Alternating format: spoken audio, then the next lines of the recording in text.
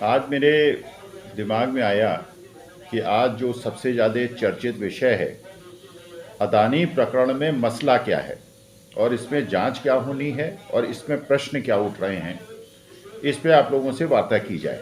ये मेरे जो पाठशाला है उससे थोड़ा अलग है, लेकिन ये भी जानना आवश्यक है छात्रों को और हम सबको कि ये प्रकरण है क्या और इसमें क्या क्या इश्यूज़ हैं जिनको समझना बहुत आवश्यक है। देखिए, वास्तविकता में होता क्या है कि जब भी कोई कंपनी पब्लिक से पैसा उठाती है, जनता से पैसा उठाती है, निवेशकों से पैसा उठाती है, तो एक वो डॉक्यूमेंट बनाती है जिस डॉक्यूमेंट को वो सबसे पहले सेबी में सबमिट करती है और सेबी उसकी जांच पड़ताल करता है और उसके बाद जब उसे फाइनल हो जाता है तो वो आरओसी में जाता है और आरओसी में जाने के बाद उस प्रोस्पेक्टस में कोई चेंज नहीं हो सकता, उस ऑफर डॉक्यूमेंट में कोई चेंज नहीं हो सकता।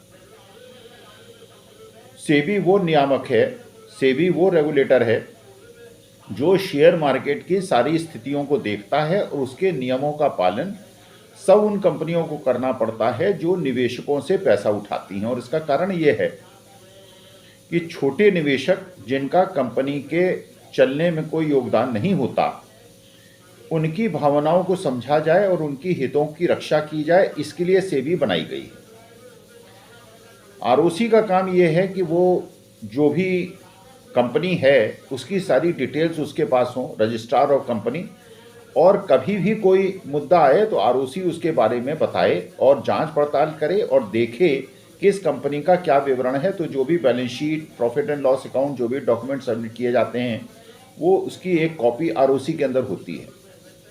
तीसरा नियामक है या जो संस्था है वो उसका है स्टॉक एक्सचेंज। जैसे कई स्टॉक एक्सचेंजेस हैं, रीजनल स्टॉक एक्सचेंजेस भी हैं।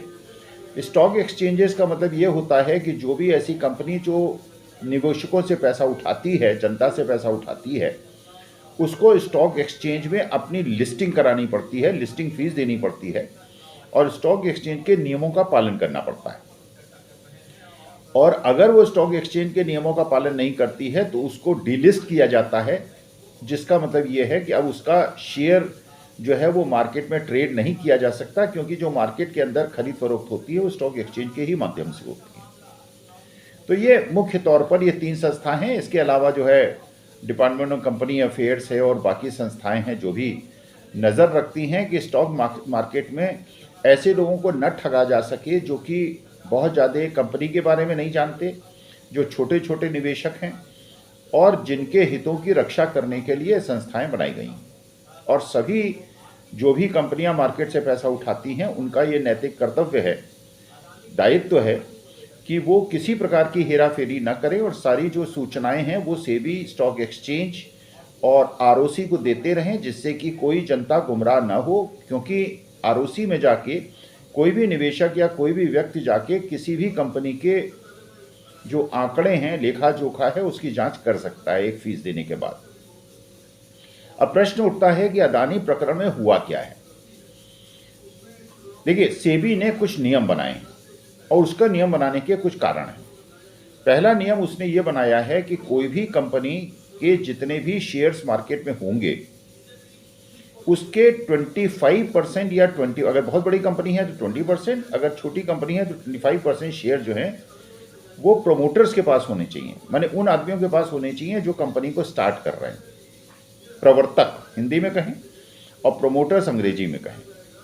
इसका मतलब ये है कि 25% जो शेयर्स हैं वो कम से कम प्रोमोटर्स के पास होने चाहिए, लेकिन 75% से ऊपर नहीं हो सकते। Promoters can not keep more than 75% of the share holding. कारण क्या है, इसका बैकग्राउंड क्या है? इसका बैकग्राउंड ये है कि अगर 25% से कम शेयर्स होंगे प्रोमोटर के पास, मान लीजिए 3% शेयर्स हैं प्रोमोटर के पास और कंपनी लॉस में जाने लगी, तो प्रोमोटर जिसका उसमें इंटरेस्ट ही 3% के लेवल तक है वो कंपनी को छोड़ के भाग जाएगा और जो निवेशक हैं वो फंस जाएंगे। इसलिए कहा गया कि 25% मिनिमम होल्डिंग होनी चाहिए, जिसके वजह से आपका कंपनी को अच्छी तरह से चलाने में योगदान हो और आप प्रयास करें कि कंपनी अच्छी चले।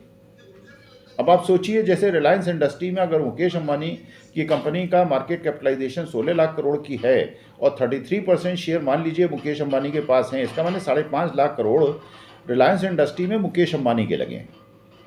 तो अगर मुकेश अंबानी के इतने पैसे लगे हुए हैं तो वो पूरी भरपूर कोशिश करेंगे कि वो कंपनी अच्छा करे जिससे कि उनको भी फायदा हो।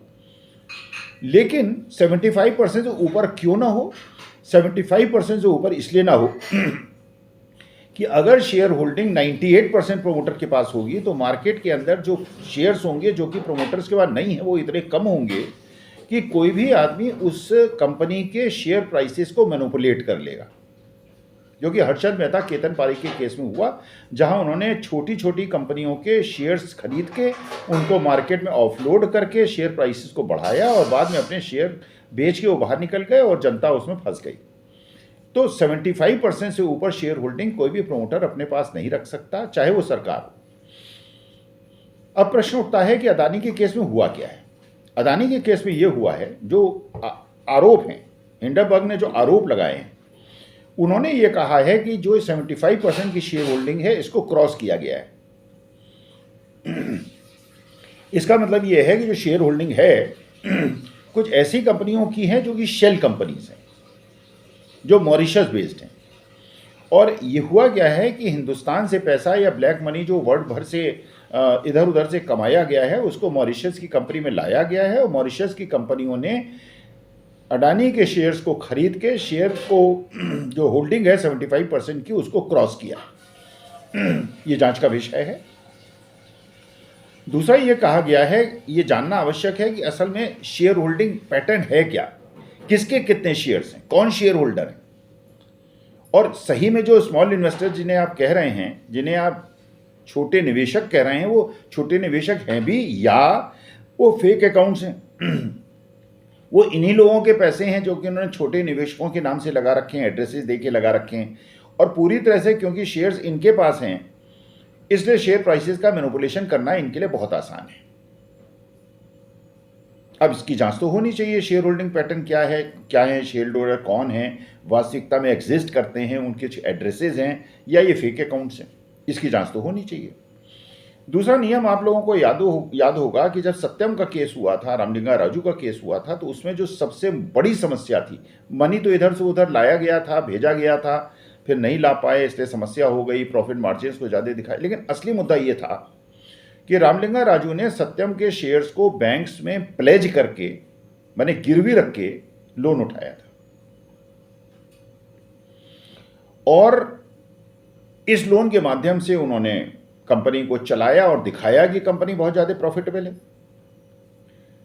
लेकिन वास्तविकता में क्या था कि जो उन्होंने शेयर्स प्लेज किए हुए थे बैंक्स में, गिरवी रख के पैसा उठाया था, वो इतने ज़्यादा शेयर्स थे कि जब वो फ्रॉड पकड़ा गया या उन्होंने एडमिट किया कि मैंने फ्रॉड किया, वो उनके शेयर होल्डिंग वास्तविकता में 3% रही और 25% की जो लिमिट थी उससे कम थी और नियम का उल्लंघन हुआ था।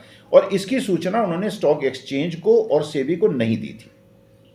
इसलिए सेबी ने यह नियम बनाया कि जब भी कोई कंपनी प्रमोटर्स अपने शेयर्स को प्लेज करेंगे, गिरवी रखेंगे, तो स्टॉक एक्सचेंज को भी इंफॉर्मेशन देंगे और सेबी को भी इंफॉर्मेशन देंगे। अब दूसरा प्रश्न अडानी प्रकरण में यह उठता है कि क्या जो आरोप है कि रशियन बैंक से उन्होंने, जो इनके गौतम अडानी जी के बड़े भाई हैं विनोद अडानी, इन्होंने लोन लिया है और शेयर प्लेज किए हैं, और वो जो शेयर प्लेज किए हैं उसकी सूचना स्टॉक एक्सचेंज सेबी को नहीं दी है।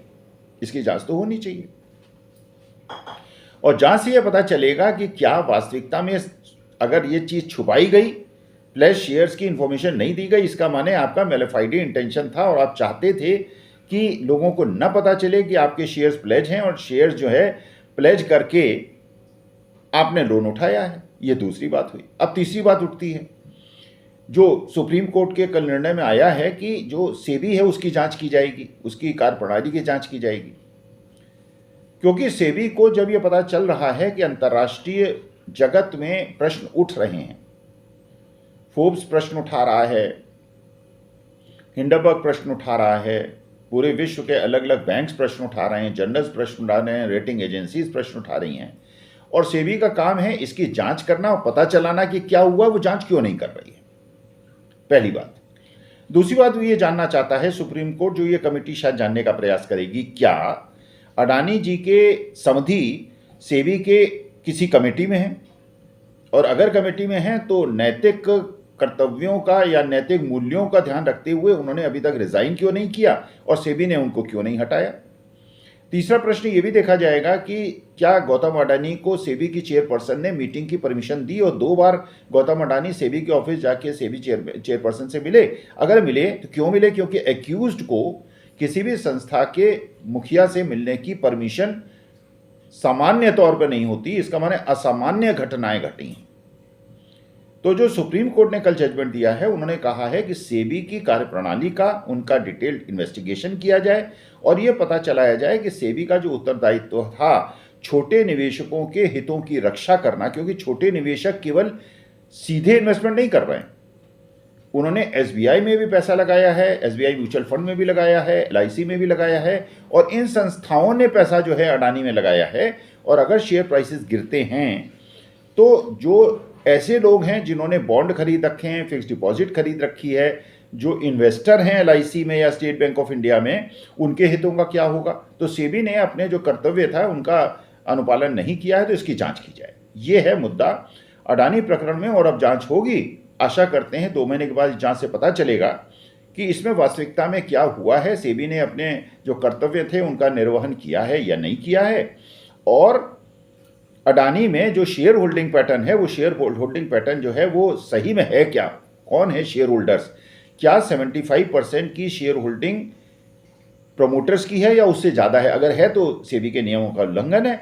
और अगर रशियन बैंक्स में लोन लेके शेयर्स को प्लेज किया गया है और उसकी इंफॉर्मेशन स्टॉक एक्सचेंज सेबी को नहीं दी गई है, तो ये उल्लंघन है, तो इसकी जांच होनी चाहिए। ये है असली issue. Now I will be speaking in English because I got requests from people who do not understand Hindi as to things should be explained in English also. Now the basic issue is, which is the hot topic nowadays, as to what is happening in Adani and what is the issue. Basically it is not in the syllabus of my course, because I thought I will start from beginning, but it is pertinent because this is the issue which is being discussed and people have to understand as to what is happening in this particular case. I would try to explain.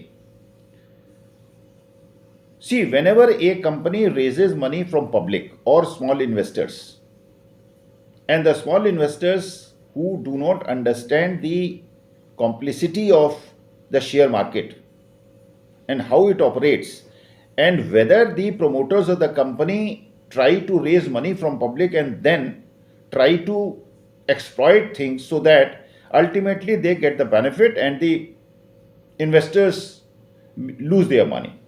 So certain institutions have been constituted by the government of India so that they can take care of the interest of the small investors, and one of the organization is SEBI, Security and Exchange Board of India.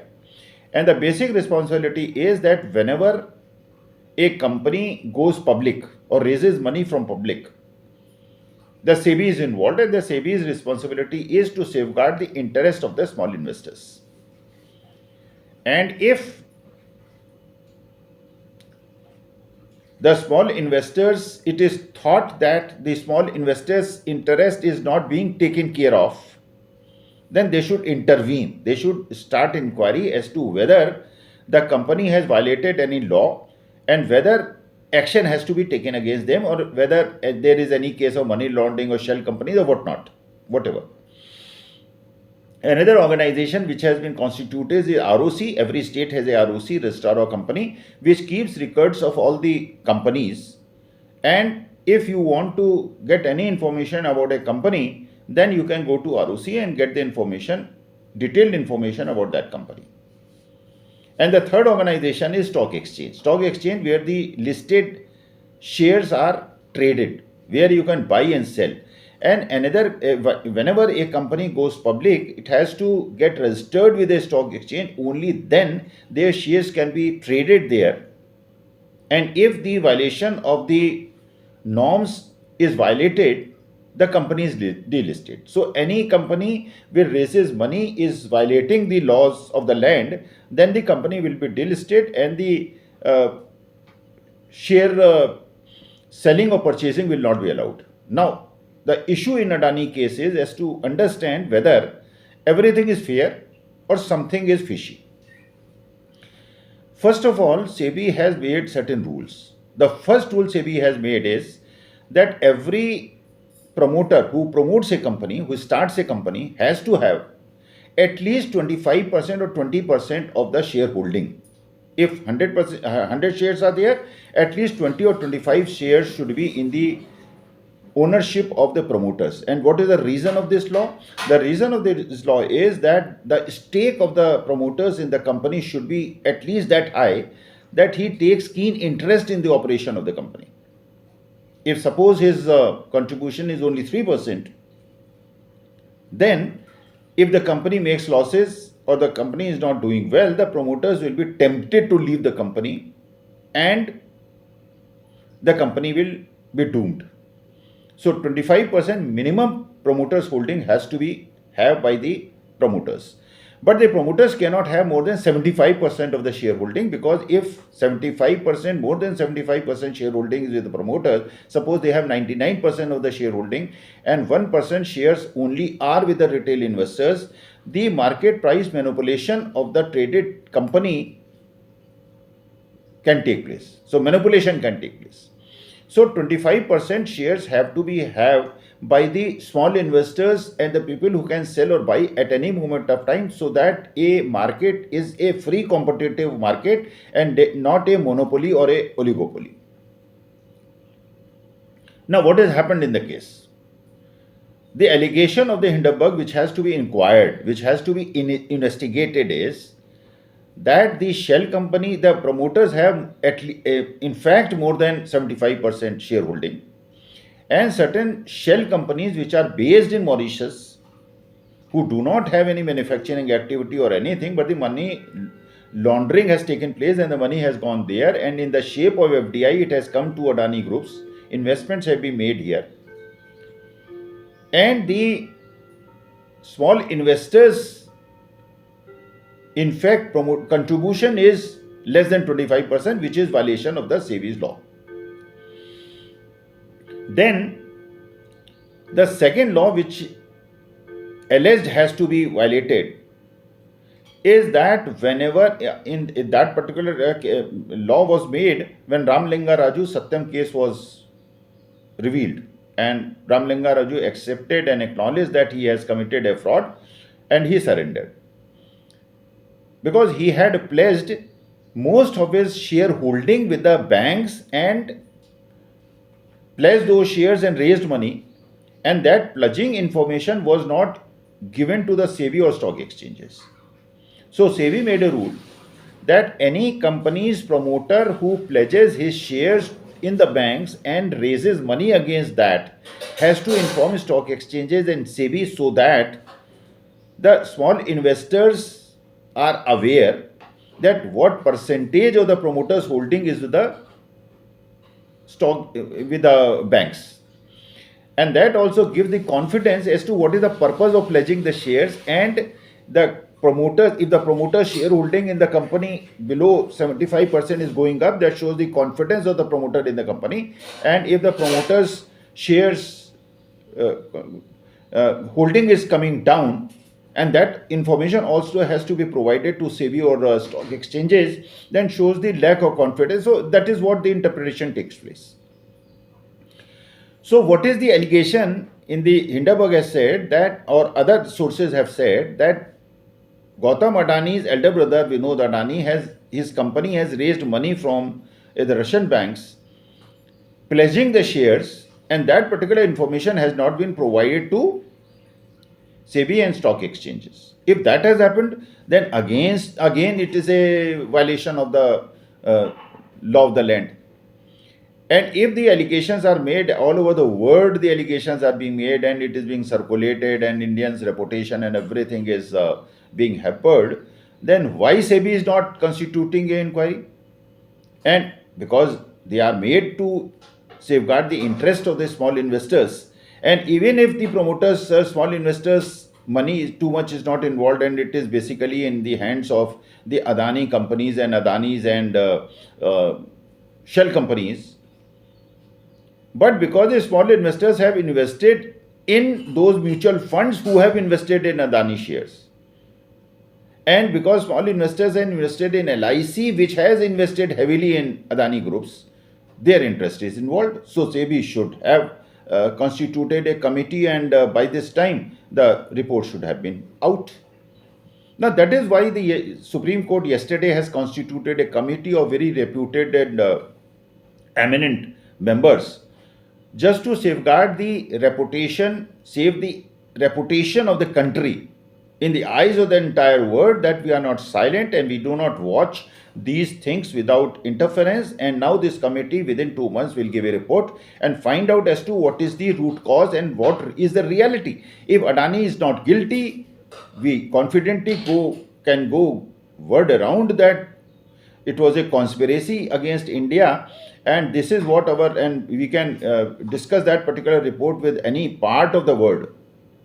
But if Adani is guilty, then he should be punished. And any officer or any organization or SEBI, suppose it has not done anything for last so many days, in spite of the fact that the messages were coming, then SEBI also has to be investigated and found out as to why they did not start, because when millions of money was involved. The another question that will be probably investigated, that if Mr. Adani's Samdhi is a member of the SEBI committee,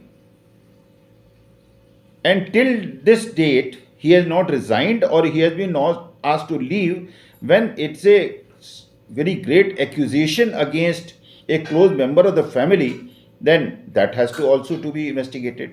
It also has to be investigated whether Gautam Adani has been given the opportunity by this chairperson of SEBI twice to meet her in the office of SEBI. If that happens, because accused normally are not, they are investigated, they are called, they are summoned, they are not giving appointments to meet. And if that has happened, then again is a question mark.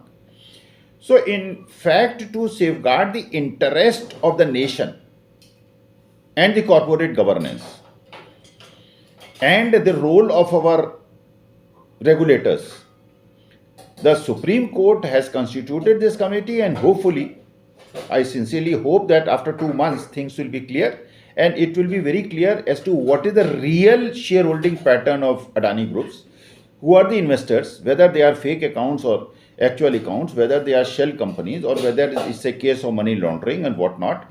So particular after 2 months, we will proudly tell the world that if he was guilty, we have jailed him. If he is not guilty, we don't have to worry for anything. So that is the basic crux of the Adani case, and we are eagerly waiting for the final report of this committee, which will be submitted to the Supreme Court, and find out as to what is the issue and what has been the solution given by the regulators and the highest court of the country, the Supreme Court of India. So I salute the Supreme Court Chief Justice and the Supreme Court judges who have taken this particular call, and that shows that India is a strong democracy and our judicial systems are very strong. So that is what I wanted to talk to you.